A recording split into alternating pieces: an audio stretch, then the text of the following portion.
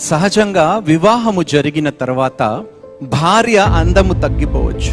బిడ్డలని కన్న తర్వాత ఆ యవ్వనము ఏదైతే నువ్వు ఇష్టపడ్డావో ఆ యవ్వనము మారిపోవచ్చు. తల్లిగా మారిన తర్వాత శరీరములో చాలా మార్పులు వస్తాయి భార్యకి.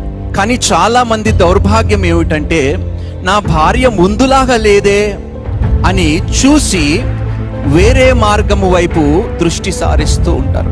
చాలా మంది ఉన్నారండి ఇలాంటి దౌర్భాగ్యులు. స్త్రీలలో ఉన్నారు, పురుషులలో ఉన్నారు. నా శరీరము నీ కొరకు, నీ శరీరము నా కొరకు అని వాగ్దానాలు చేసుకున్నారే దేవుని సన్నిధిలో. మరి ఇప్పుడు ఎందుకు వేరు వేరు మార్గాలు ఎంచుకుంటున్నారు? నా భార్య అందము తగ్గిపోయింది, అందము ఉన్న స్త్రీ వైపు నేను వెళ్తానంటే ఆ మార్గం నువ్వు ఎంచుకుంటే అమ్మ దేవుడు విడిచిపెట్టాడమ్మా.